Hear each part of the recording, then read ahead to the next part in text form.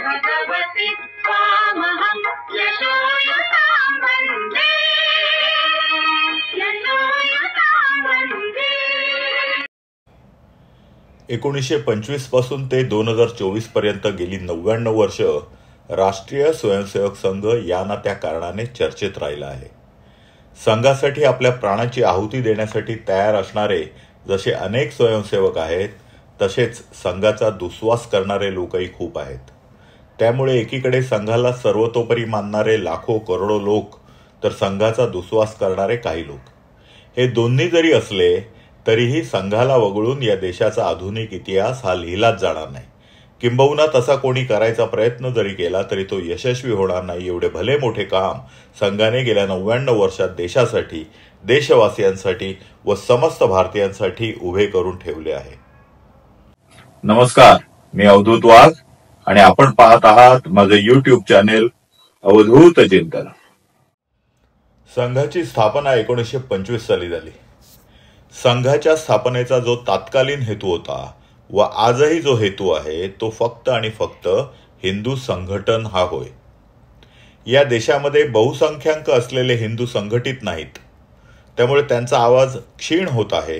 हे लक्षात आल्यानंतर या असंघटित हिंदूंचे एक अतिशय कणखर पण बलवान व तेवढेच शिस्तबद्ध संघटन व्हावे, संघटन करावे अशी इच्छा सर्वप्रथम कोणाला जर झाली असेल तर ती राष्ट्रीय स्वयंसेवक संघाचे आद्य सरसंघचालक डॉक्टर केशव बळीराम हेडगेवार यांना. आता त्यांची ही इच्छा अचानक जागृत झाली का? अचानक त्यांच्या मनात संघटन उभे करावे असे वाटले का? त्यावेळची राजकीय आणि सामाजिक परिस्थिती काय होती? असे काय झाले की डॉक्टरांच्या मनात हिंदूंची अशी संघटना असावी असे वाटायला लागले?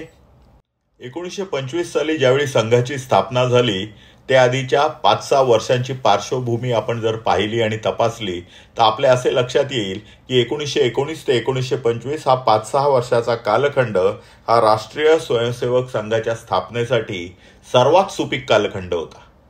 संघाच्या बीजाचे एका वटवृक्षात रूपांतर करण्यास लागणारी एक सुपीक व कसदार जमीन याच कालखंडात डॉक्टरांना गवसली होती. संघ स्थापनेचा विचार मनामध्ये येण्यासाठीची कारणे जेवढी महत्वाची होती तेवढीच ती गंभीर व चिंता उत्पन्न करणारी होती. 1920 साली लोकमान्य टिळकांचे निधन झाले. काँग्रेसचे ते अतिशय आघाडीचे लोकप्रिय व प्रमुख नेते होते. डॉक्टर हेडगेवार हे संघाची स्थापना करण्याआधी काँग्रेसचेच कार्यकर्ते होते व काँग्रेसमध्ये कार्यरतही होते. गीता रहस्य हा भगवद्गीतेवर भाष्य करणारा ग्रंथ लिहिणारे लोकमान्य टिळक हा काँग्रेसमधील एक हिंदू आवाज होता, हिंदू चेहरा होता. परंतु दुर्दैवाने 1920 साली लोकमान्य टिळकांच्या अकाली मृत्यूनंतर काँग्रेसचे नेतृत्व हळूहळू गांधीजींच्या हातात सरकत गेले. मुस्लिम लीग अधिक आक्रमक होत गेली. हाच तो कालखंड होता की जेव्हा मोहम्मद अली जिना यांनी काँग्रेसमध्ये रुची दाखवायला सुरुवात केली होती. याच सुमारास खिलाफत चळवळीला सुरुवात झाली. खरं पाहता खिलाफत चळवळीचा भारताशी किंवा भारताच्या स्वातंत्र्य संग्रामाशी काडी मात्रही संबंध नव्हता.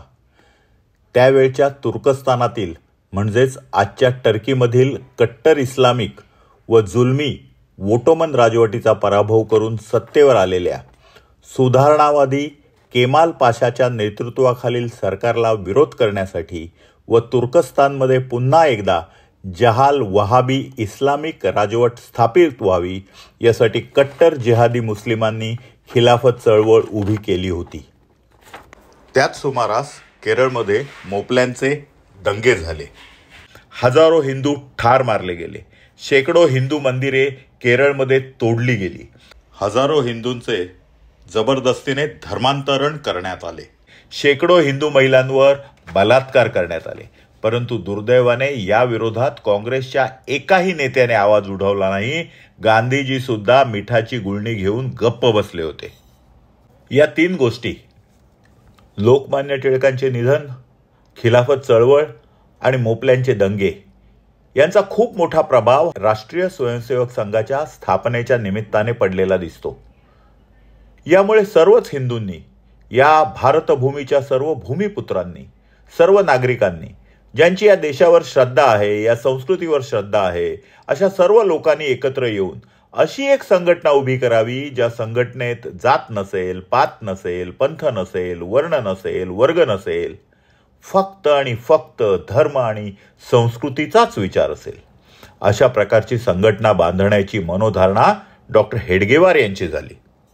याच पार्श्वभूमीवर 1925 साली विजयादशमीच्या शुभदिनी नागपूर येथे राष्ट्रीय स्वयंसेवक संघाची स्थापना झाली. राष्ट्रीय स्वयंसेवक संघाचा गेल्या 99 वर्षाचा इतिहास हा एखाद्या लाटेप्रमाणे आहे. कधी संकटे झेलणारा तर कधी संकटातून तारणारा. गांधीजींच्या हत्येनंतर 1948 साली संघावर पहिल्यांदा बंदी घालण्यात आली. 1975 साली इंदिरा गांधींनी ज्यावेळी आणीबाणी जाहीर केली त्यावेळी संघावर दुसऱ्यांदा बंदी आणण्यात आली.